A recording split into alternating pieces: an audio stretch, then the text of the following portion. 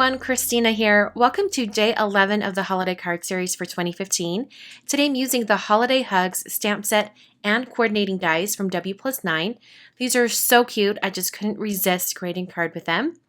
And I'm going to start out by stamping the images onto some Arches watercolor paper. This is 140 pound cold press paper. And I'm just going to be watercoloring these. And because I'm adding water, I needed to use a waterproof ink. So I'm using VersaFine Onyx Black. And I'm going to actually set that aside for a minute and work on the area that will go behind the little girl and the bear. I have some distress ink colors here. I'm starting with Salty Ocean, and I'm going to do some ink smushing, or I thought I was going to do all ink smushing, and later I just decided to just go ahead and just paint the thing. But I thought I'd show you how it started out. Initially, I picked up some of that ink and water with a piece of acetate or just some laminating sheet, any kind of clear plastic. And I'm just picking it up and transferring that over to my watercolor paper. This watercolor paper is cut to 4 inches by 5 1/4. I will end up trimming that down eventually though. So after Salty Ocean, I brought in some peacock feathers. It's a nice kind of tealy bluish color. It's really, really pretty. It's one of my favorite shades of the distress inks. Next, I brought in Picked Raspberry, which is also one of my favorites. These are all kind of my favorite colors. I also know that these are Laura Basson's favorite colors. She does really fun things with all these colors. So now I'm using some squeezed lemonade, or actually no, this is spiced marmalade first. I did lots of spiced marmalade, tried to get that orange color kind of moving around. And then I brought in some squeezed lemonade. This is just going to give a little bit of a bright yellow shade to that area off to the right. So at this point, I realized these colors are looking really kind of muddy and kind of pale, and I wasn't really loving it so much. So after I dried all of that, I smushed each of those ink colors onto my laminated piece of cardstock over here that I use as a palette. And then I picked up the colors and just painted over those areas just to intensify the color and make it look a little bit more saturated and not so muddy. I also love how the peacock feathers layered over those different colors really brought out a green color. That's what's really fun about doing watercolor like this, is that when you have those overlapping colors, like right here it's making a purple, when you have those overlapping colors, the pigment is still transparent enough that it mixes with the color underneath and you get awesome overlaps of colors. It's really, really pretty. So you can do this with other types of paints, but it's particularly nice with watercolors because they're purposely made to be very transparent. So after I added those colors on, I added a little more color just right around the edges. I added some more peacock feathers at the bottom, and then I wet the area at the top and brought in some more squeezed lemonade just to extend that yellow space out a little bit more. So I hit that with my heat tool to dry it completely. And then I did my favorite ever technique, which is adding water droplets on top of dried distress ink. Distress ink is made to work with water. That's how it's formulated. So by adding water after it's dry, it reactivates the pigment, the dye ink actually, and then you can start moving things around. So I'm just kind of tipping my board back and forth to get that water moving. And once I could see that there was a little bit of color on the top surface of the water, I knew it had eaten away at that color underneath enough that I could press a paper towel to the surface and pick up more of those water droplets.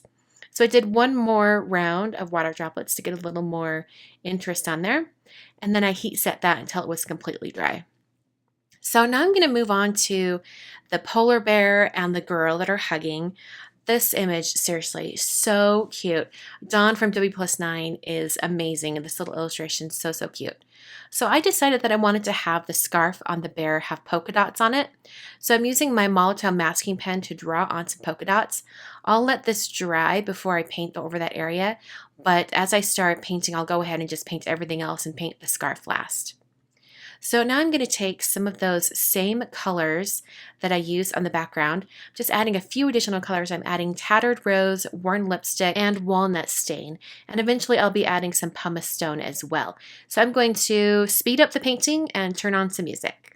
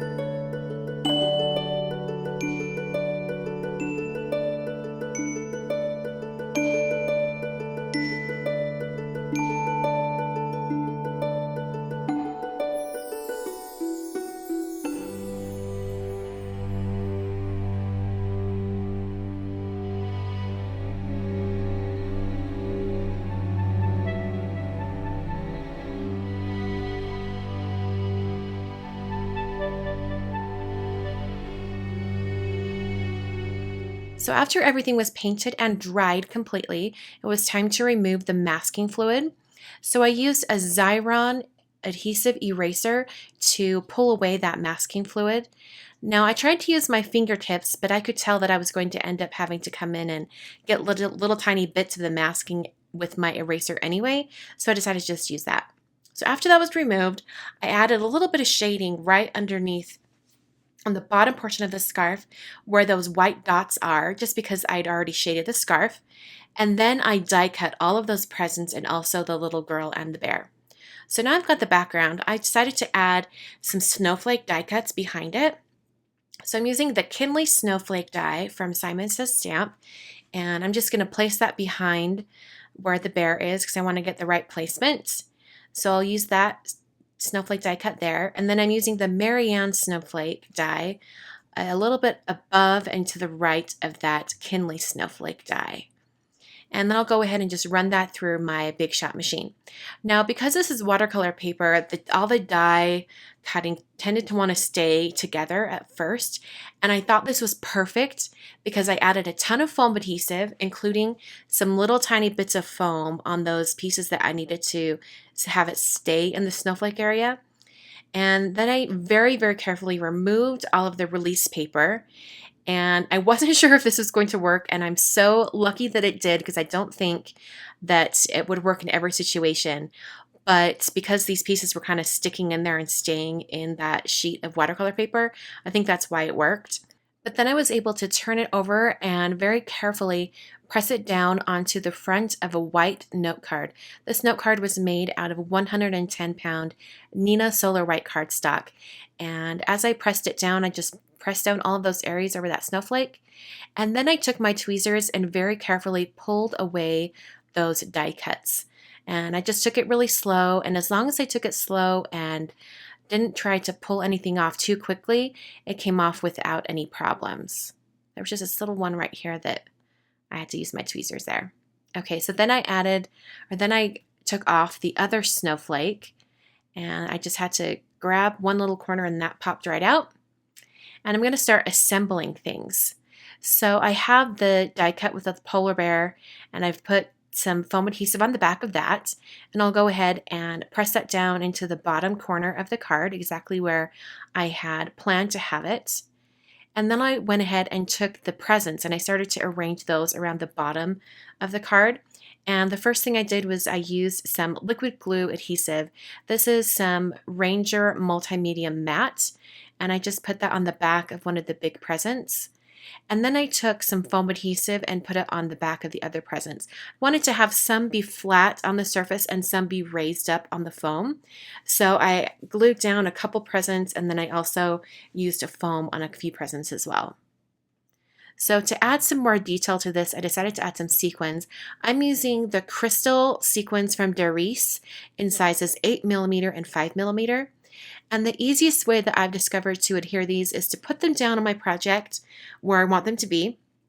And then I use my right hand to hold the tweezers and my left hand to squeeze the Ranger Multimedia Matte bottle and squeeze out just a little tiny dot of adhesive. And then I can place that sequin right back down where it was. And this is a great adhesive for holding those sequins when it goes through the mail. I then opened up the card and stamped the Sending Warm Holiday Hugs greeting on the inside using that same black ink. Made sure that was dry before closing the card. And I'm almost done. I'm just going to add just a little bit of shimmer with my Wink of Stella clear glitter brush pen. So I added that shimmer to the girl's dress, the very top of her hat, the presents, and also on the bear scarf. So that's just going to add a little bit of shimmer onto this finished card. And that is the card for today. I think this is one of my favorite cards that I've created this year so far. It's so bright and colorful and very wintertime with all of the snowflakes. I hope you guys enjoyed. I will be back on Wednesday for day 12 of the holiday card series.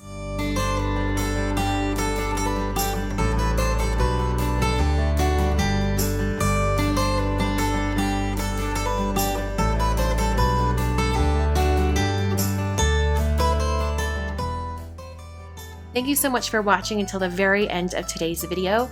On screen are videos from the previous 6 years of the holiday card series. These are all day 11 cards. So if you want some more card inspiration, you can click on those at any time.